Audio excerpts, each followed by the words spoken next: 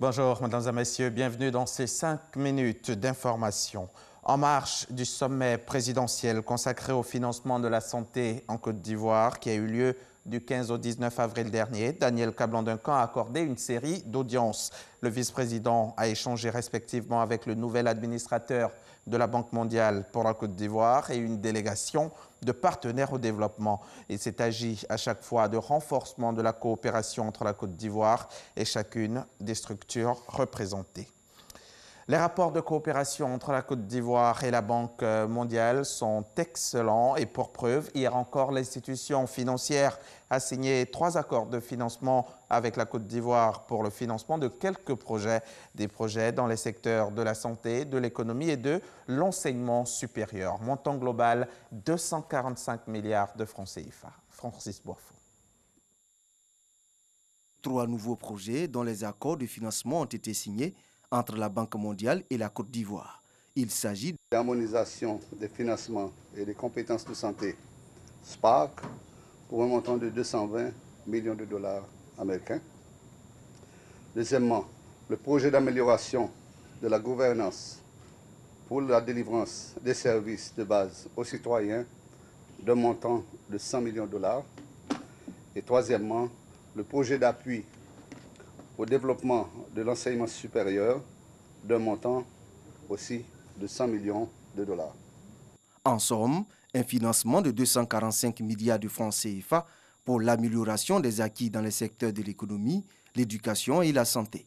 Ce projet permettra d'étendre à l'ensemble des districts sanitaires du pays l'approche de contractualisation et la mise sous performance des structures sanitaires afin de renforcer la redevabilité du système de santé à l'égard des populations. S'agissant du projet d'amélioration de la gouvernance pour la délivrance des services de base aux citoyens, ce projet vise à créer un environnement propice à l'amélioration des fonctions essentielles du gouvernement en matière de planification sectorielle, de budgétisation axée sur les résultats et d'exécution, grâce à la modernisation de la passation des marchés et de la gestion des trésoreries au niveau central. J'invite à cet effet les services compétents du ministère de la Santé et de l'Hygiène publique, du ministère de l'Enseignement supérieur et de la Recherche scientifique, ainsi que ceux de mon département ministériel, à mettre en œuvre toutes les actions nécessaires pour accélérer les décaissements dès la mise en vigueur des projets. Le directeur des opérations de la Banque mondiale pour la Côte d'Ivoire souhaite que la phase pilote de ces projets démarre avant le 31 juillet prochain.